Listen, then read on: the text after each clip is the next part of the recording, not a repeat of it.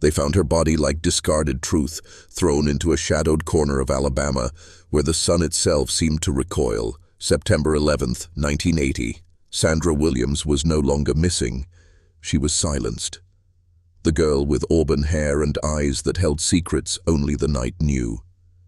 And yet, in Mobile, silence was currency. No one spoke of what really happened that night. Her apartment remained untouched, like a stage after a tragedy. Eerily pristine, her car still parked, keys undisturbed.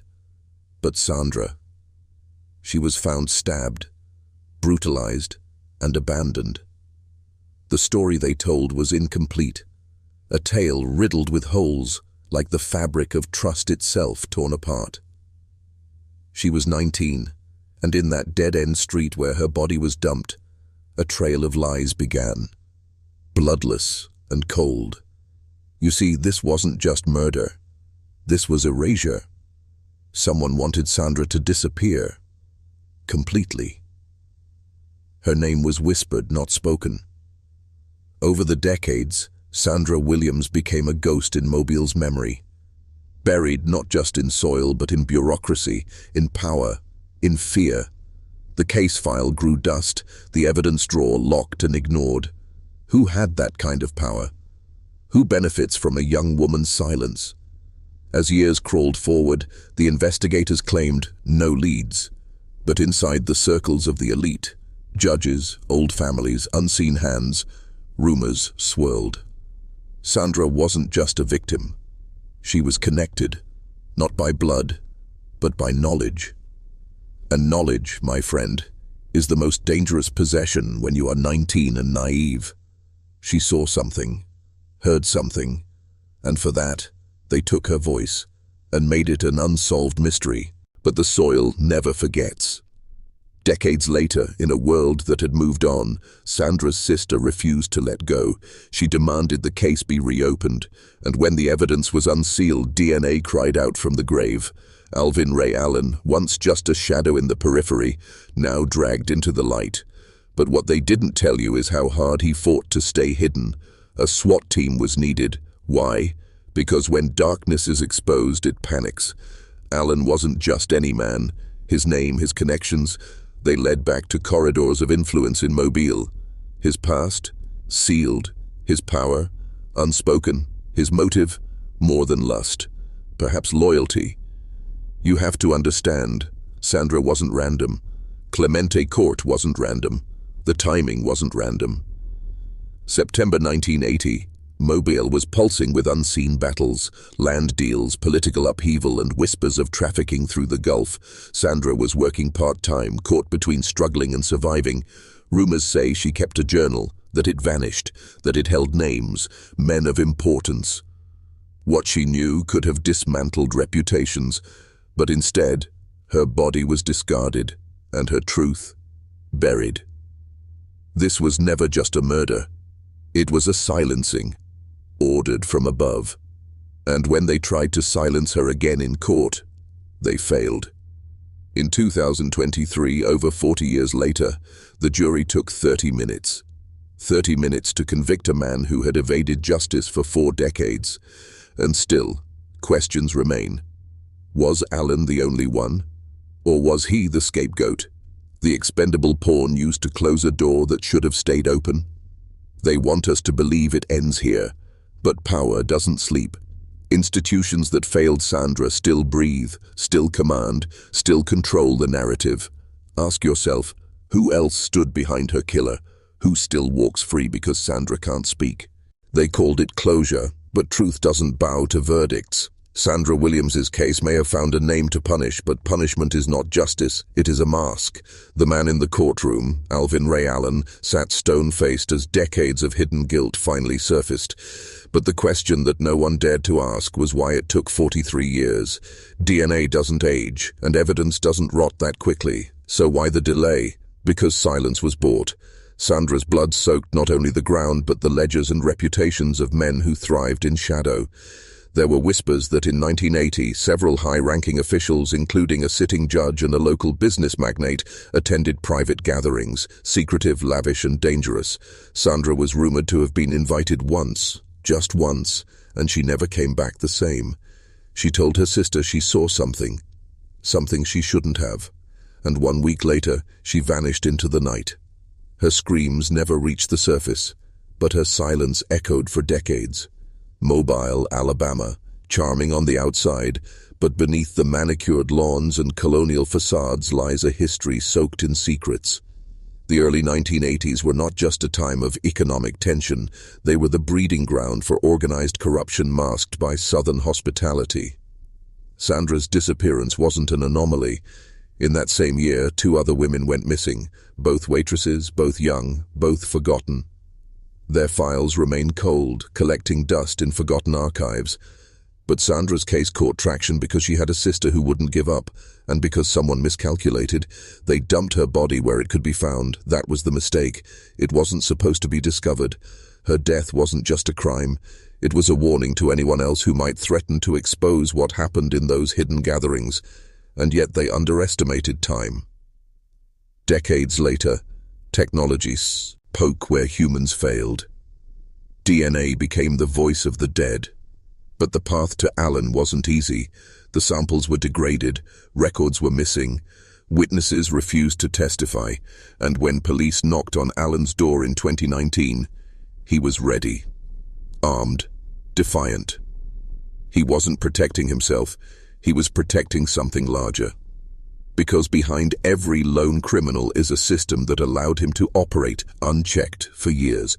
Ask yourself how many others were involved, how many stood by, complicit, watching Sandra walk toward her fate, and more importantly, how many still walk free, cloaked in respectability, wielding power born of blood and silence. In every town like Mobile, the past is layered in polite smiles and buried sins. The Williams case was buried too, but not forgotten. When Alan was arrested, media outlets called it a cold case solved, but beneath the headlines was fear because his arrest risked exposing others. Alan wasn't just a man with a knife, he was a man who knew things. His silence for 40 years wasn't fear, it was loyalty to a hidden order that operates beneath the surface of small-town America.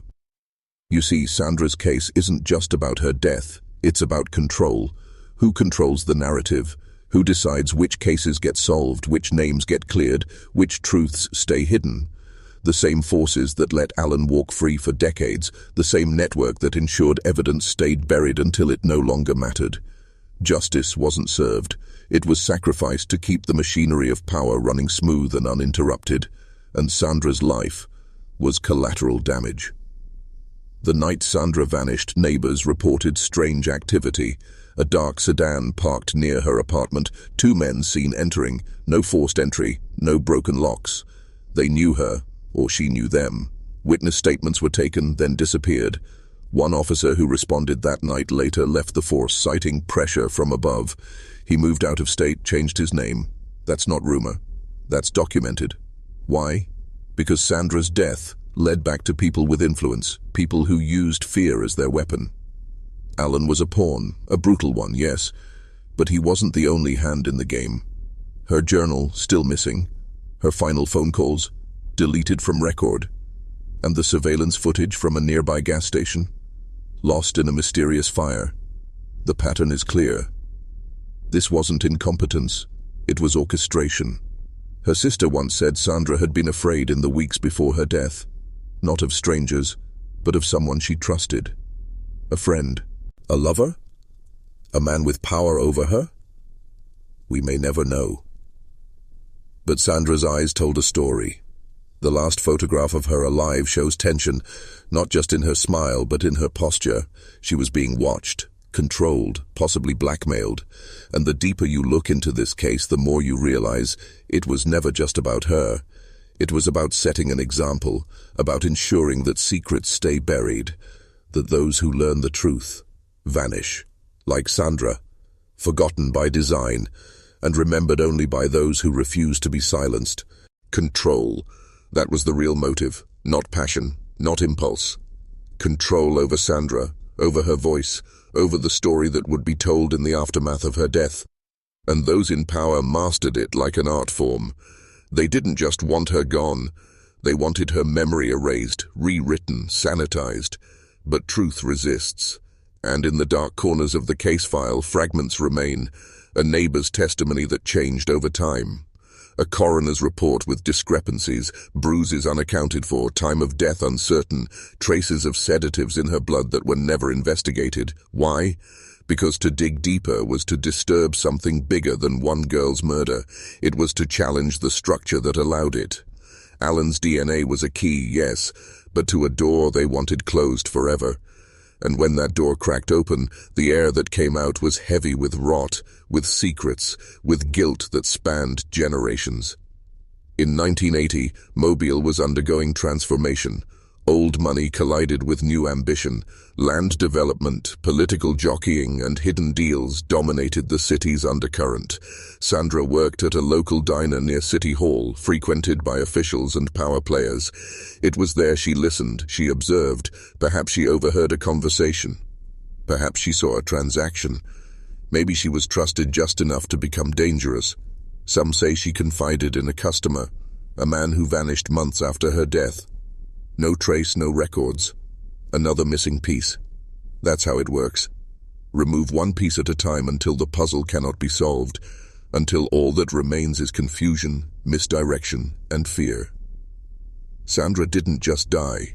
She was sacrificed to maintain the illusion, an illusion of safety, of order, of justice.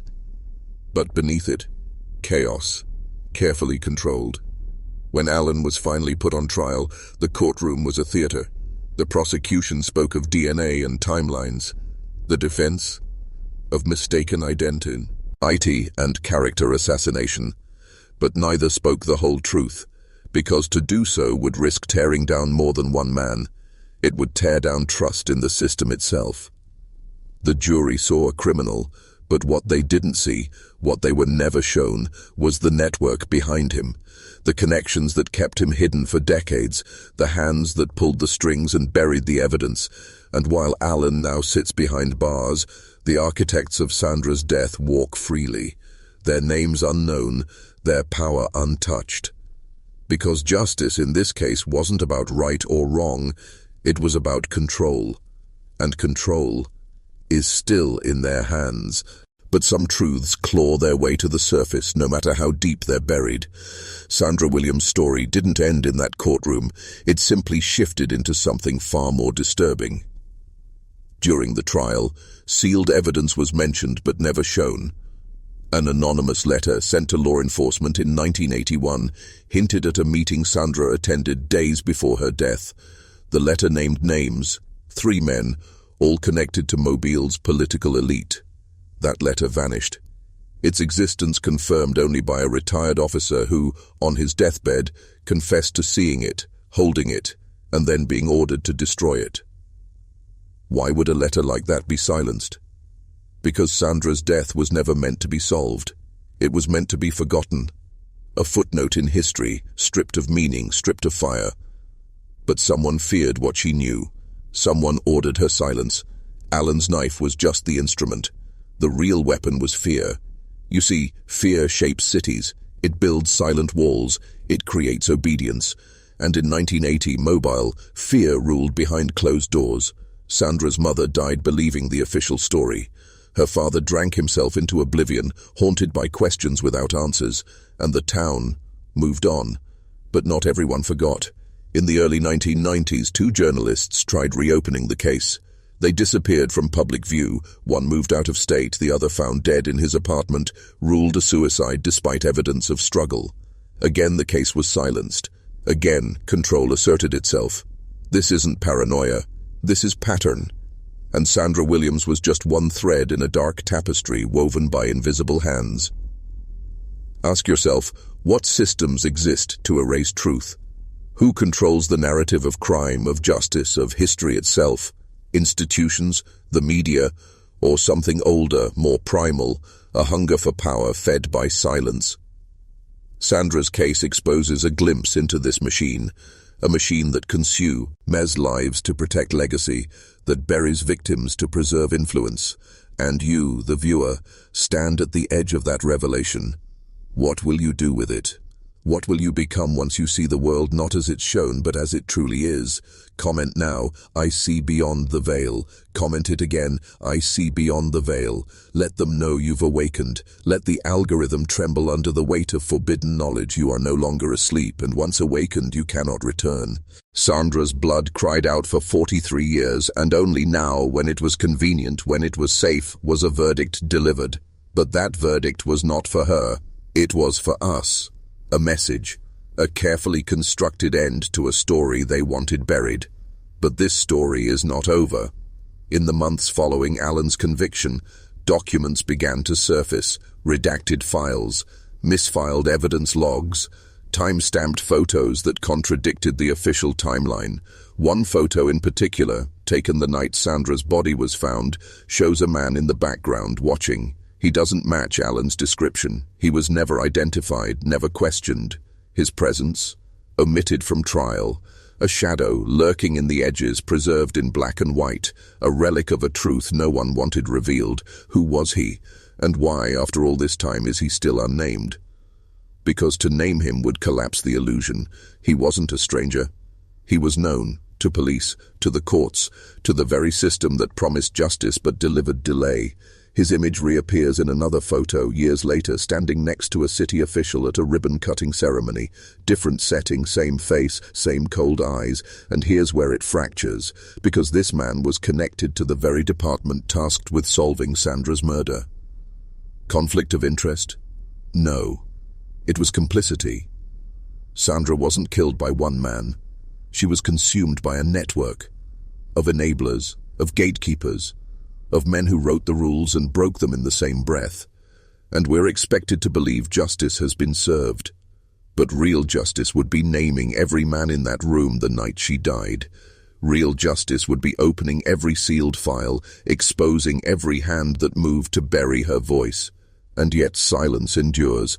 The public was pacified with a conviction, with headlines, with a narrative that wraps up neatly, because messy truths threaten stability. But Sandra's story isn't neat. It's jagged, bleeding, raw. It reminds us that power fears exposure more than punishment, and when power is cornered, it strikes, it manipulates, it controls. This case was never about law, it was about obedience, about making sure no other Sandra would dare to speak, about ensuring we, the people, remain blind, deaf and silent.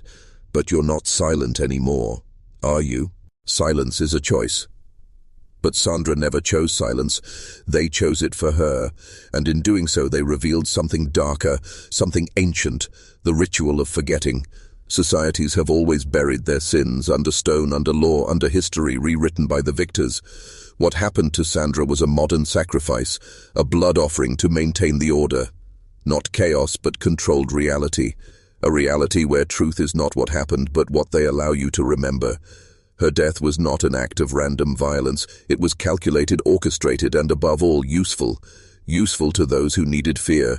Useful to those who needed to remind others that some lines should never be crossed, some secrets never spoken. And the town played its part. The neighbors stopped asking questions. The reporters followed the official script. Even the whispers faded with time, not because people forgot, but because they chose to survive. Fear does that. It reshapes the human mind, bends it, conditions it. The system didn't need to threaten every person in Mobile. It only needed to make an example of Sandra. That's how psychological control works. Not through constant violence, but through strategic silencing, through the slow erosion of courage, through the careful manipulation of memory. They knew if they buried her deep enough in time, her screams would be muffled, and for decades they were. Until now. But what if this wasn't isolated? What if Sandra was just one of many?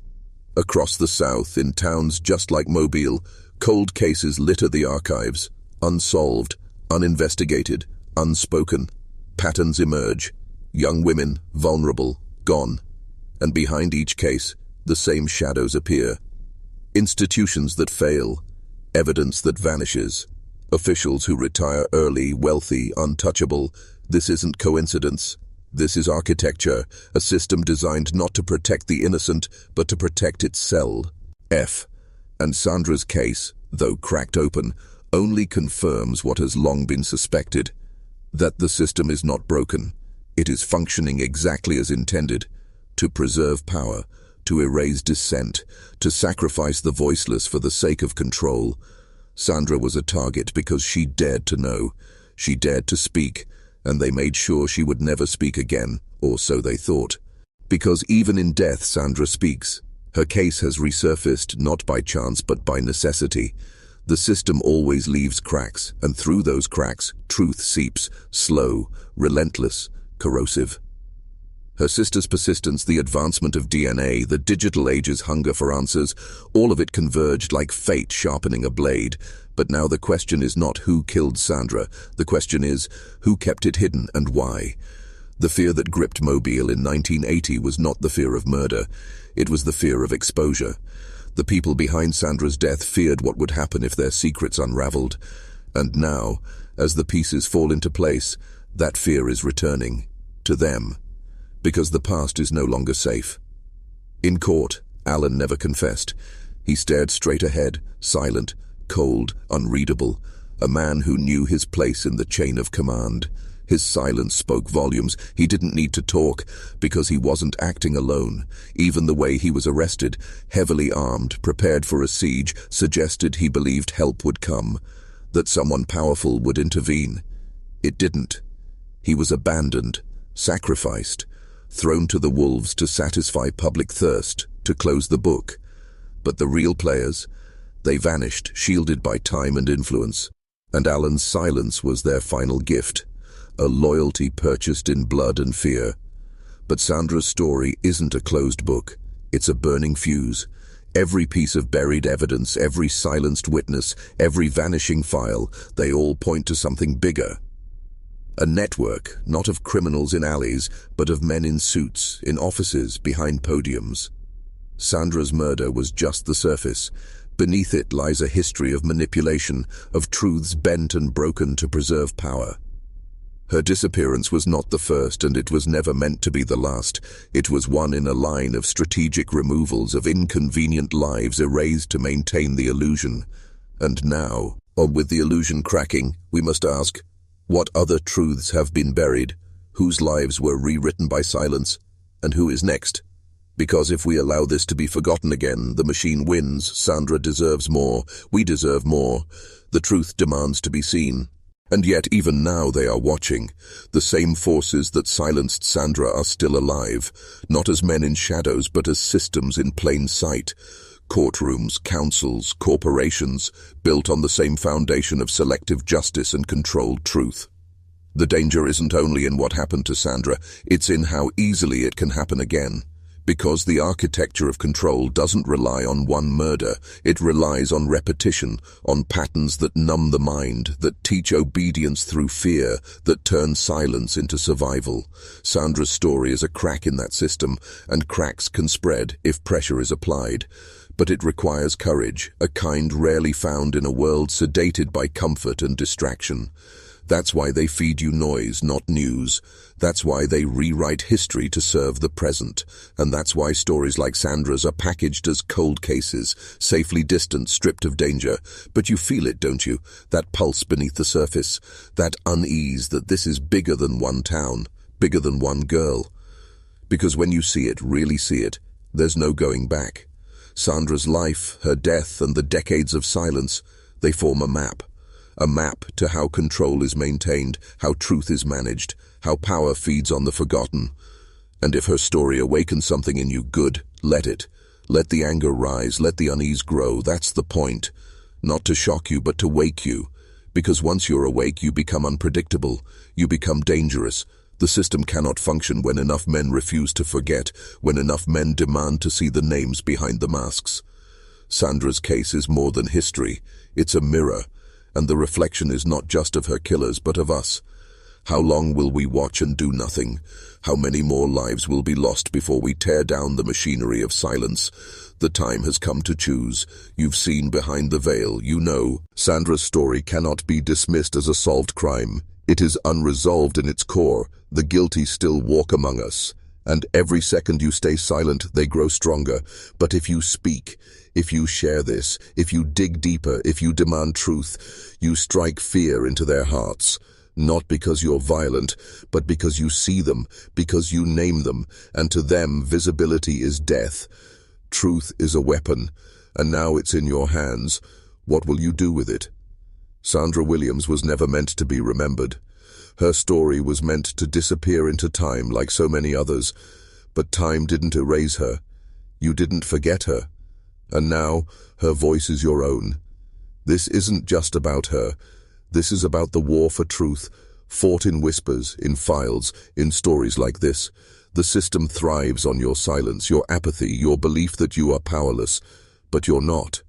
You are dangerous. You are awake. Comment now for the final time. I see beyond the veil. Let them know you will not forget, that you are watching, that you are part of the reckoning to come, for Sandra, for the silenced, for the truth, because once you hear it, the world is never the same, and neither are you. But this darkness goes deeper still. Sandra's story is one thread in a web that stretches beyond Mobile, beyond Alabama, into a network of suppressed histories, abandoned investigations, and controlled narratives. Across America, cold cases mirror her fate. Victims silenced, evidence lost, justice denied. Not by chance, but by design. What you must understand is that these aren't isolated failures. They are systemic rituals. The ritual of disappearance, the ritual of obfuscation, the ritual of public amnesia. Each case, like Sandra's, is a sacrament to the machinery of control. It feeds on the forgotten, on lives deemed inconvenient by those in power, and with each sacrifice, the system grows stronger, more brazen, more untouchable. Sandra's death was a signal to those who dared to see, dared to question that truth has a cost. But now that cost has shifted.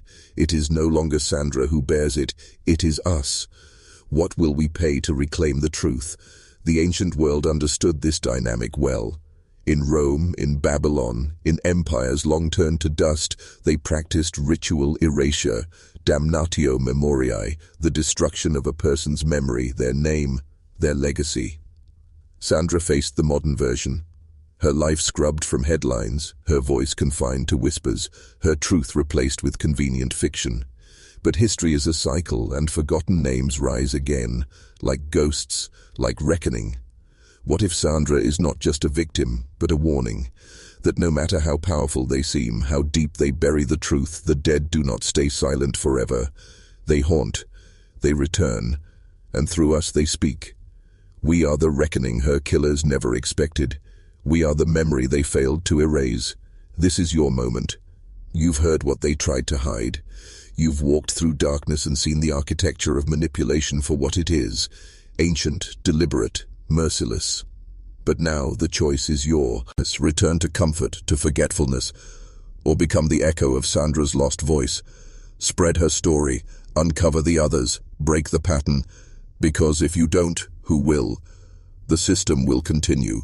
The silence will deepen, and another name will join Sandra's, erased, ignored, sacrificed.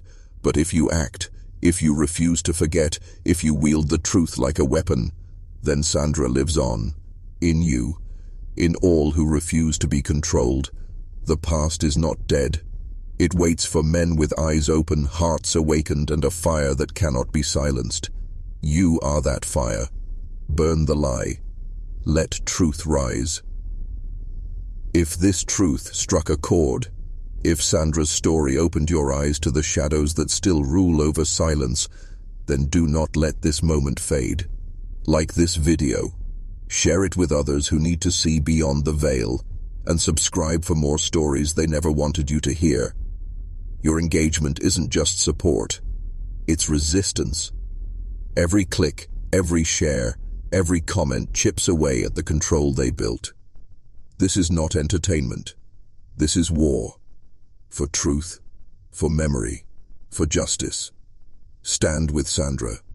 Stand with all the silenced. Like, share, subscribe, and let them know. We are awake.